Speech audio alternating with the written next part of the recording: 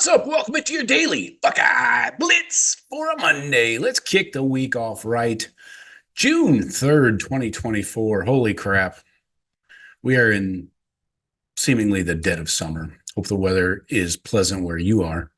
I am sweating my bag off, to put it gently. Anyway, please visit thebuckeyecast.com. Check out the shop. Get yourself something for summer. Get a hat, shirts, get a tumbler, and you can also shop right below this video if you're watching on YouTube. Today, so we talk, Ohio State 24/7, 365 on this show. I know it, but sometimes I feel like we neglect like the rest of the country, which is fine. I could give a crap what people in Georgia think, but I do think it's important to see and kind of get a lay of the land and, the good players across the country at each position. So what I did was I'm using PFF's top 5 returning players in college football. They have a list they put out recently.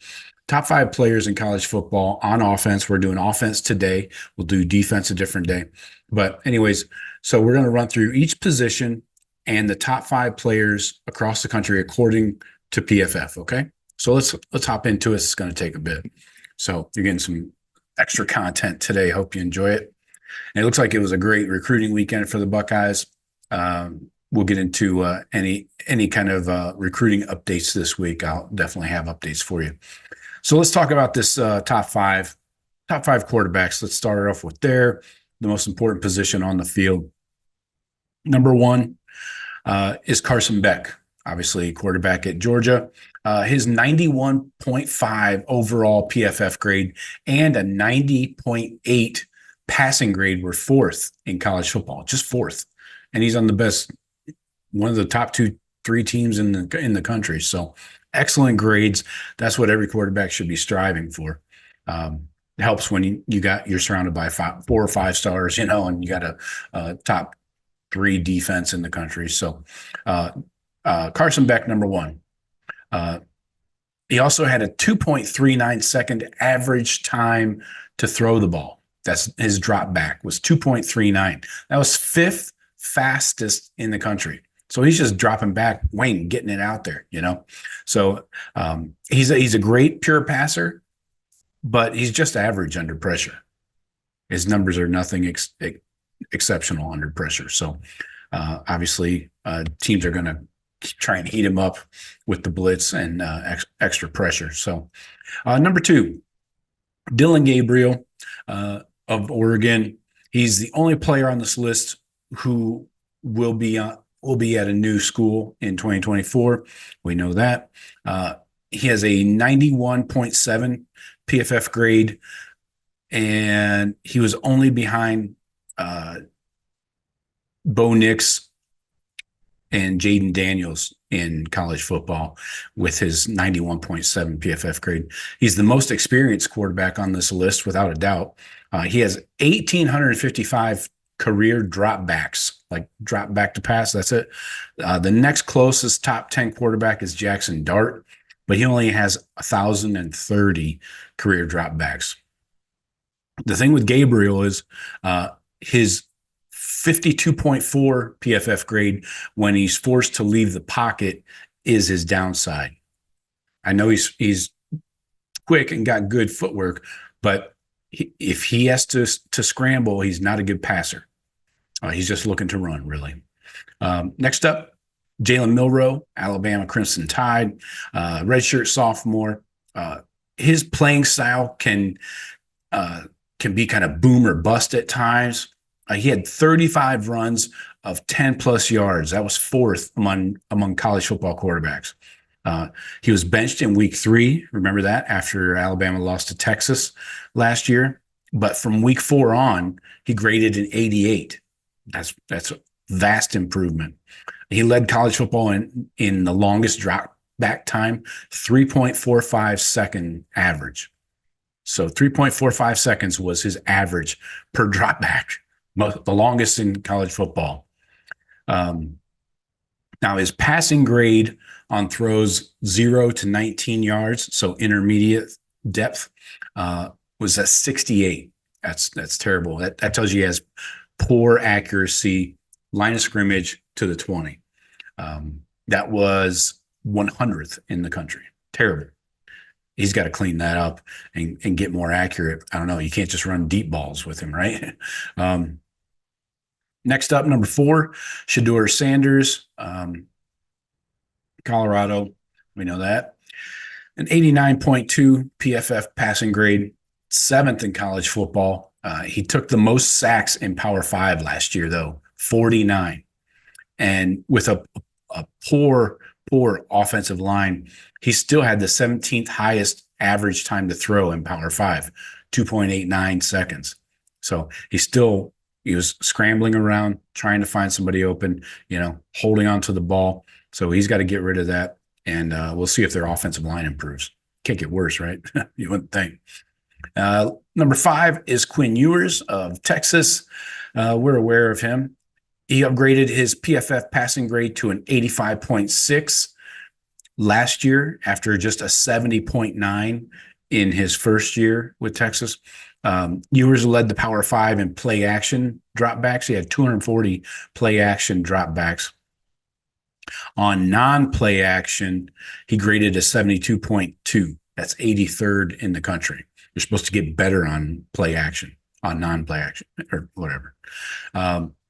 Texas lost its top weapons to the NFL draft. Xavier Worthy, A.D. Mitchell, Jordan Whittington, even lost the running back Jonathan Brooks and tight end Sanders. So can he keep improving this year in order for Texas to be successful is the huge question there. Running backs, Ollie Gordon from Oklahoma State. He's a true sophomore, led the nation last year with 1,732 rushing yards, second in touchdowns with 21 yards after contact. He's got over 1,000 yards after contact. It's insane. And Oklahoma State also finished 103rd in their team run blocking grade with a 55.3. The kid was doing it all on his own with no help. Number 2, Quinshon Judkins, our Buckeye. He's the most productive back over the last couple of years. Leads all Power 5 running backs in rushing yards, 2,726.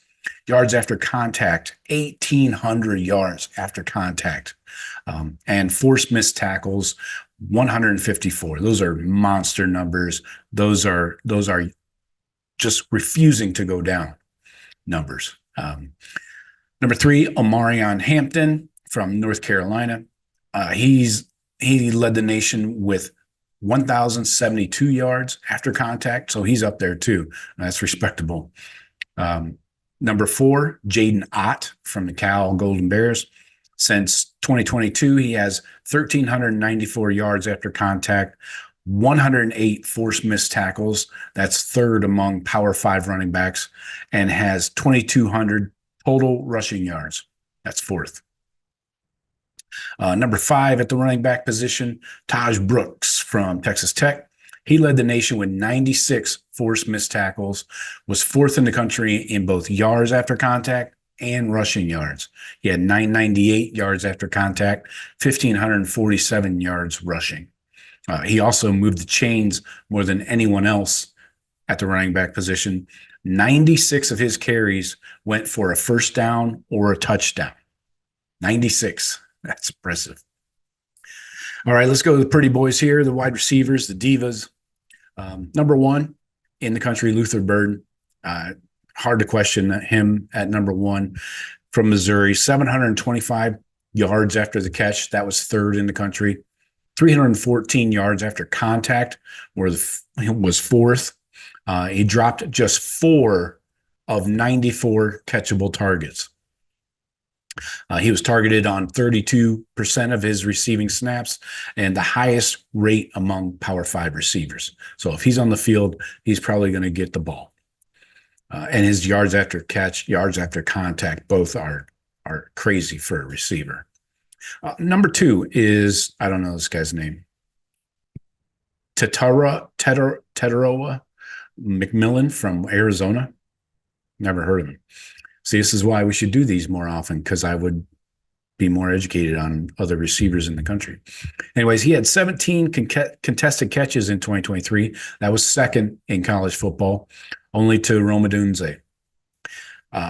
Third in the running back room is Emeka Egbuka, our Buckeye. He missed 3 games with an ankle surgery, and then but he was 5th in Power 5 yards in 2022 with 1,151. He was 7th in receiving touchdowns with 10 that year. He had a 97.7 receiving grade in 22 against zone, underneath, and top coverage. So he was settling down in the open areas of the field where there were no defenders. And Egbuka, he's obviously the veteran leader in this Buckeye receiving room this year. Wide receiver number 4 here in this top 5, Tez Johnson from Oregon. You're going to see a lot of Oregon in this list. The most yards after catch of Power 5 receivers.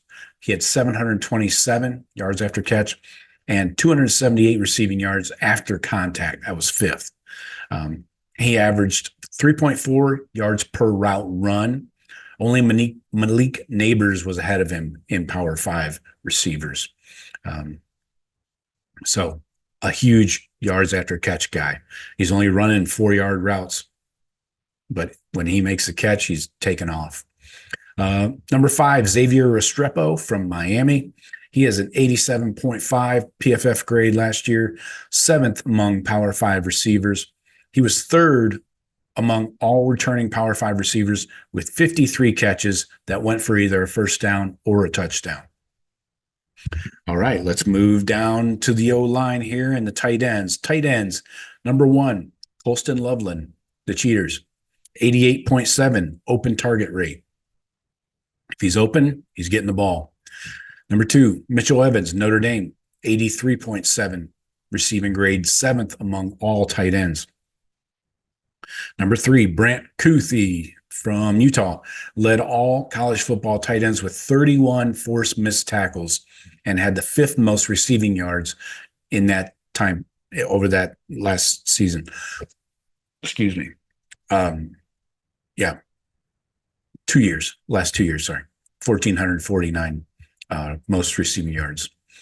Number 4, Benjamin Urosek from Georgia, transfer from Stanford. He had 1,338 receiving yards since 21, 22, and 23. He led all returning tight ends in college football. Number 5, tight end, Bryson Nesbitt from North Carolina. He has 1,092 receiving yards over the last 2 years and led all returning tight ends in college football. Offensive tackles. All right. Number 1, Will Campbell from LSU, 5th among FBS tackles in a run blocking grade of 84.9. That's insane. Next up, number 2, Kelvin Banks Jr. from Texas, 86.8 pass blocking grade last year, 2nd among returning Power 5 tackles. Number 3, John Monheim from USC, 87.8 pass blocking grade. That was 6th among all offensive tackles last year in college football. Number 4, Johnny Cornelius from Oregon, allowed pressure on only 2.1% of his total pass blocking snaps. That was the lowest rate of any returning Power 5 tackle. And number 5, Wyatt Millum. He's from West Virginia, an 89.6 pass blocking grade, and that's on true pass sets. That placed 2nd among all college football tackles. All right, let's finish up here with the interior O-lineman. Number 1, Parker Brailsford from Alabama. He's a transfer from Washington, followed Kalen DeBoer. He had an 80.7 run blocking grade that was 2nd among Power 5 centers last year. Number 2, Tate Ratledge from Georgia, 87.4 pass blocking grade in 2023. That ranked 3rd among Power 5 guards. Number 3, Tyler Booker, Alabama. You can see why some of these teams love to run the ball. Tyler Booker, Alabama, improved his run blocking grade by more than 10 points, 71.2 compared to a 59.6 in 2022. Number 4, our Buckeye, Donovan Jackson, 80.1 run blocking grade in 2022. Fell off a little bit. That was 8th in the Power 5 for guards. He was a 69.9 grade in 2023. I look for him to make a huge leap this year and get back up into the 80s. And number 5, Clay Webb from Jacksonville State. He had an 87.5 grade for first among all college football interior O linemen. So those are your offensive players, top 5 across the country, top to bottom, every position group. We'll get into the defense on maybe tomorrow. I don't know. See how I feel. And we'll get you a recruiting update, recruiting rundown from the weekend, and see if there's any huge news. But so I got for you today. Talk to you tomorrow. Go Bucks.